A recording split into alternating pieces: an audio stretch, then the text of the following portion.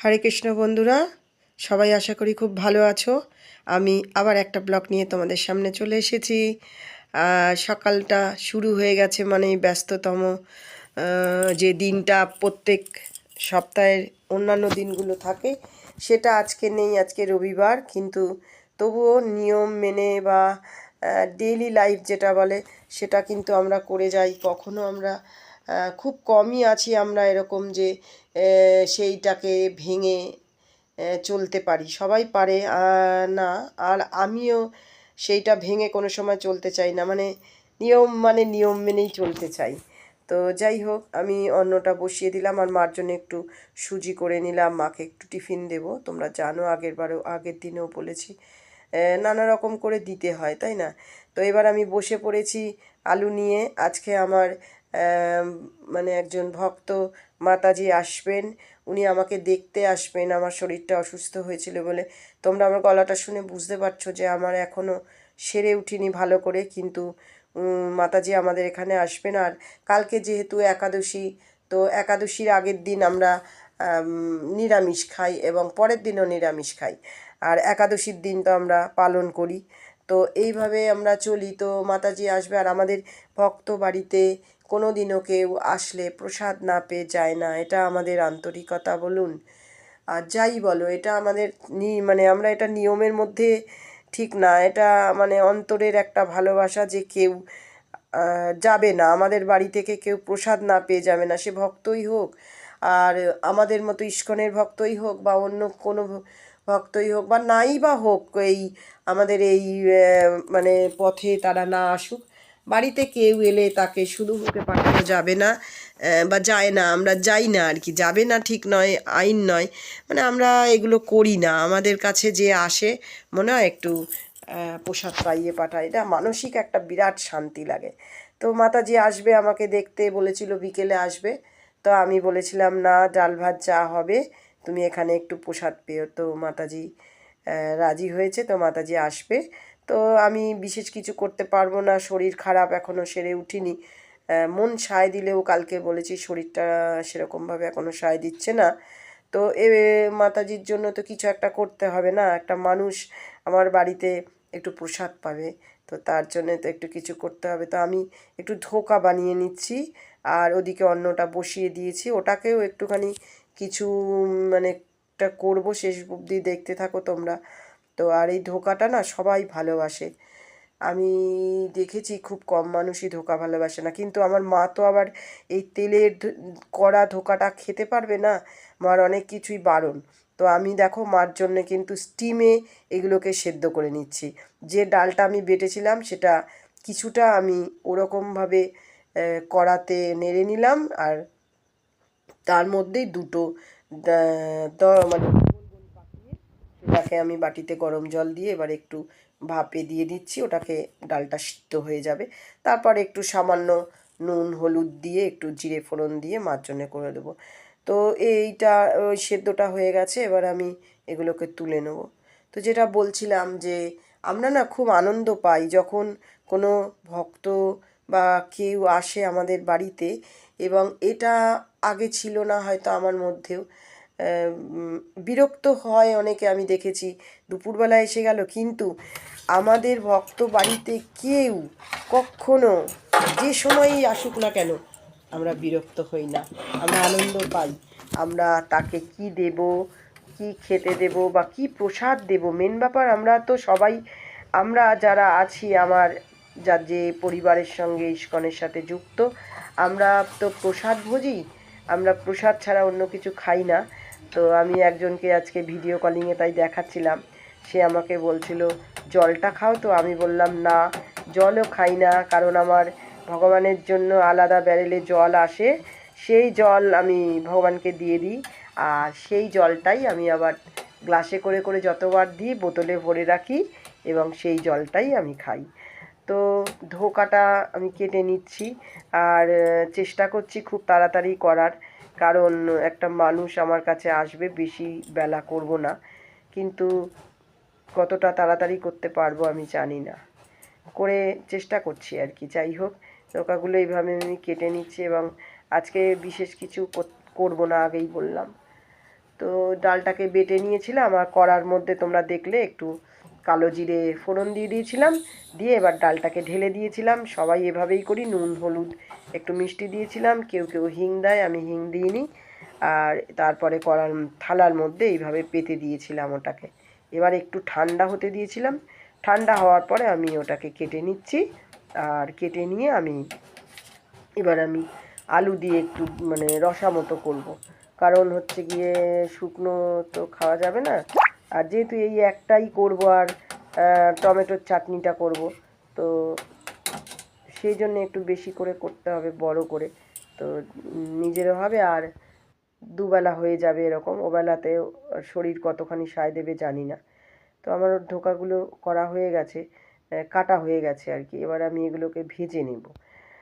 যেটা বলছিলাম মার জন্যে যেটা স্টিমে করেছি, ওটাও আমি মার জন্যে করে নেব। ওটা আমি নাবিয়ে রেখে দিচ্ছি এবং দেখো তোমরা, মানে সুন্দর গোল গোল হয়েছে এবং সেদ্ধ হয়ে গেছে, ওটা এপাশে রেখে দিলাম।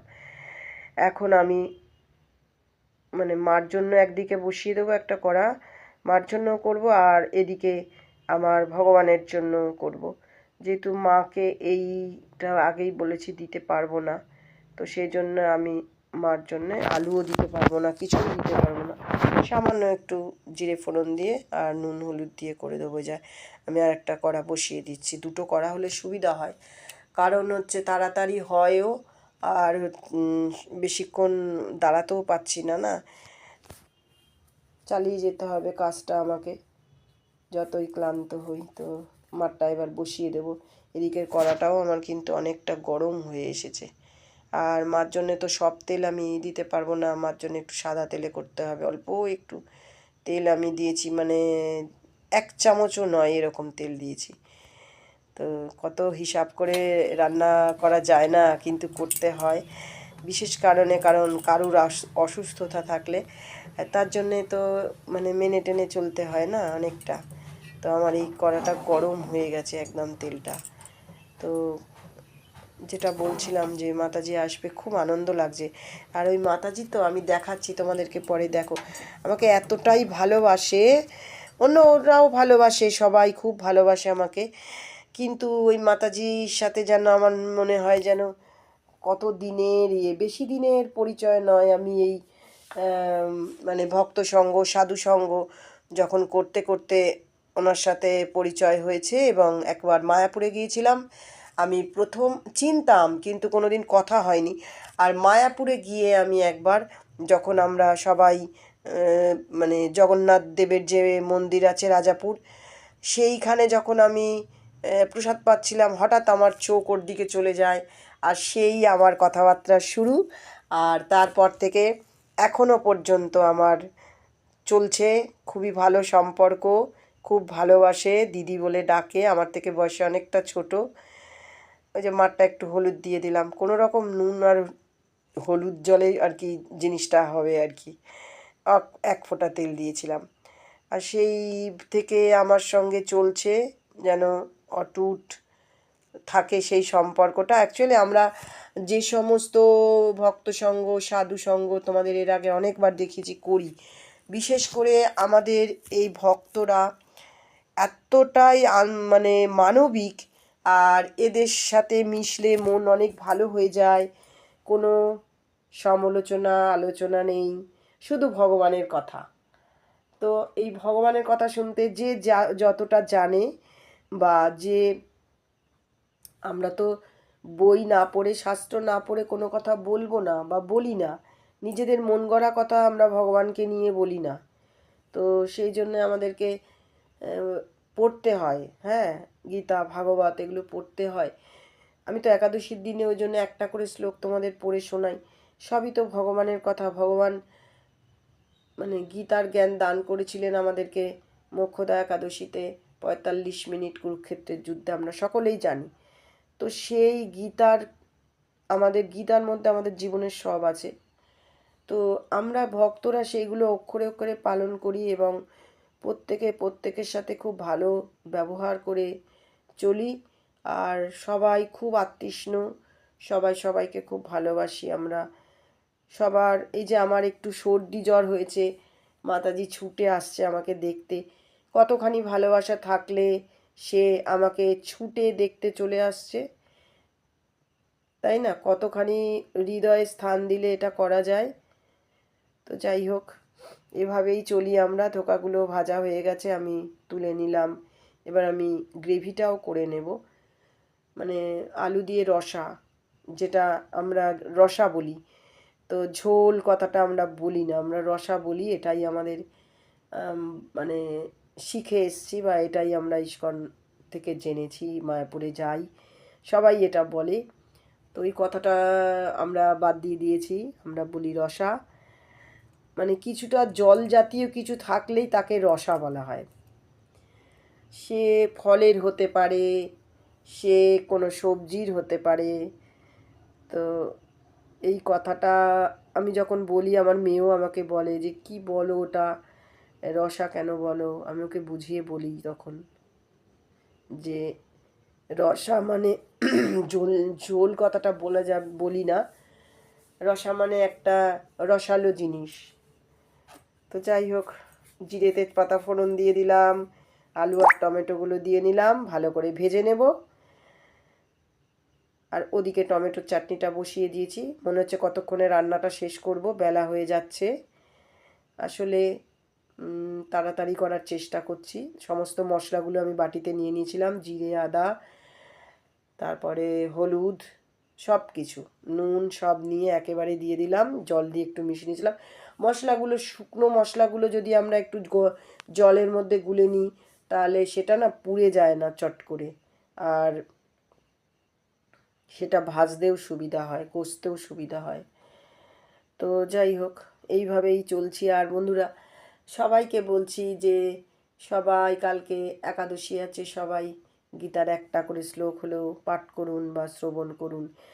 আমরা সবাই অনেকে এই নিয়ে কাজ করছি, সবাই আমরা প্রচারের কাজে যুক্ত আছি। কতটা করতে পারছি জানি না, কিন্তু প্রচারের কাজটা যেন করে যেতে পারি ভগবানের কাছে, এটাই প্রার্থনা করি, যেন প্রচারের কাজটা করে যেতে পারি। তো এটা যেহেতু রসা হবে, এবারে একটু জল দিয়ে দিতে হবে। কারণ কি, জল না দিলে তো হবে না, শুকনো শুকনো এটা হবে না। একটাই তো মানে সবজি হচ্ছে, তো সেটার মধ্যে একটু জল দিয়ে দিলাম। ফুটে উঠেছে, এবার আমি এক এক করে ধোকাগুলোও দিয়ে দেবো। এই ধোকাগুলো কিন্তু ভাজা হয়েছে একদম সুন্দর। আর প্রত্যেক কটা দিয়ে দিয়ে আমি একটু ফ্লেমটাকেও অফ করে দেবো। একটু ঘি, গরম মশলা, যেভাবে নিরামিষ রান্নায় আমরা দিয়ে দেবো। তো সবগুলোই দিয়ে দিয়েছি, চাপা দিয়ে দিয়েছি। আর ওদিকে আমি মটরশুঁটিটা একটু সেদ্ধ করে নিয়েছিলাম, কড়াতে জিরে আর তেজপাতা ফোড়ন দিয়েছি, ঘিও দিয়ে দিয়েছিলাম একটু, কড়ার মধ্যে সাদা তেল আর ঘি মিশিয়ে নিয়েছিলাম। ওইভাবে রাইসটাকে নেড়ে নিয়েছি, ভগবানকে ভোগ নিবেদন করে দিয়েছি। ভোগের থালায় ছিল দেখো কি কি, যা তোমাদের রান্না করে দেখালাম সবই ছিল। তো সকলে ভগবানকে আমার ভোগ দিতে পারলে যেন একটা মনের শান্তি লাগে। তোমরা সকলে ভোগ প্রসাদ দর্শন করো এবং ভগবানের কৃপা লাভ করো। ভোগ প্রসাদ দর্শনে অবশ্যই ভগবানের কৃপা লাভ হয়। আমি অপেক্ষা করছি যে কখন মাতাজি আসবে। ফোন করে বলল একটু দেরি হবে, রবিবার তো, ছেলে মেয়েদেরকে একটু রান্না করে দিয়ে আসবে। তো যাই হোক, মাতাজি এসে গেছে, দুজনে মিলে একসঙ্গে গল্প করে করে প্রসাদ পাচ্ছি। আর মাতাজি গল্প করেই যাবে, করেই যাবে। খুব ভালোবাসে আমাকে, হাসছে। আর কত গল্প, গল্প আর শেষ হচ্ছে না। খাওয়ার থেকে গল্প বেশি হয়ে যাচ্ছে। যাই দিতে যাচ্ছি তাতেই না না না না না না করে যাচ্ছে, খাবে না কিছুতেই। আর আমিও এই ক্যামেরাটাকে, ও একটু হাইটের বেশি আর আমি একটু শর্ট বলে আমাকে দেখা যাচ্ছে, আর ওকে দেখা যাচ্ছে না। তো যাই হোক, অর্ধেকটা দেখা যাচ্ছে। যাই হোক, এই হচ্ছে আমার মাতাজি। ভীষণ ভালো মাতাজি, আমাকে ভীষণ ভালোবাসে সব সময়। আমাকে বলে না, আমাদের ভক্তদের মধ্যে ওনাকে সবাই আমরা ভালোবাসি। উনি আমাদের সকলকে খুব যত্নে রাখেন। হ্যাঁ, তো মাতাজি চলে যাচ্ছে। যাওয়ার সময় হাজার হাজার নিয়ম বিধি নিষেধ বলে যাচ্ছে। আমি অনেক কিছু আমাকে বোঝানোর চেষ্টা করছে। তা এবারে আমার জন্য অনেক ফল নিয়ে এসেছে। এই যে আমাকে জড়িয়ে ধরেছে, যেন কত জন্মের আমার পরিচয়, আর কত ভালোবাসে। এভাবেই কিন্তু আমরা সবাই সবাইকে আদর করি, জড়িয়ে ধরি। তো যাই হোক, ওকে একটু এগিয়ে দিয়ে আসবো। তো যাই একটু এগিয়ে দিয়ে আসি। সারাদিন ছিল, সারাদিন আমার সাথে গল্প করেছে, খুব কথাবার্তা বলেছে, কথা আর শেষ হচ্ছে না, বাইরে গিয়েও আবার এগিয়ে আসছে কিছু বলবে। তো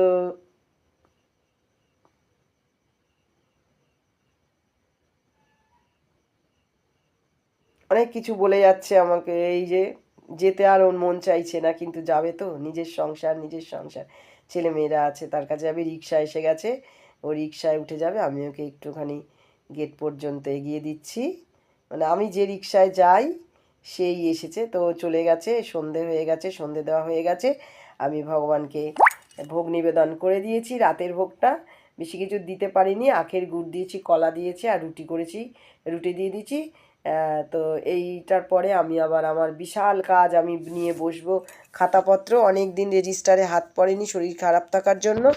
তো তোমরা আমার সঙ্গে থাকো আর দেখো আমি আর কি কি কাজ করি। সারাদিনে অনেক কাজ, তার মধ্যেও এটা একটা আমার গুরুত্বপূর্ণ কাজ, ভগবানের সেবা ছাড়া, খাতাপত্র নিয়ে বসে পড়েছি। তো এখন চলবে কটা পর্যন্ত জানি না, যতই শরীর খারাপ হোক এই কাজটা করতে হবে। সামনে এমপিআর মিটিং আছে, আর প্রতিদিনের কাজ প্রতিদিন যদি না করি তাহলে খুব মুশকিল হয়ে যায়। তো যাই হোক, অনেকগুলো রেজিস্টারের আগেও বলেছি। তো আমার ভিডিওটা আজকে এই পর্যন্ত, সকলে ভালো থেকো, সুস্থ থেকো, আর বেশি বেশি করে আমার এই ভিডিও দেখো, শেয়ার করো, লাইক করো, কমেন্টস করো। আর তোমাদের যদি আমাকে ভালো লেগে থাকে আমার এই ভিডিও, তাহলে না ভালো লেগে থাকলেও তোমরা কমেন্টস করো, উৎসাহিত করবে আমাকে। রাধে রাধে।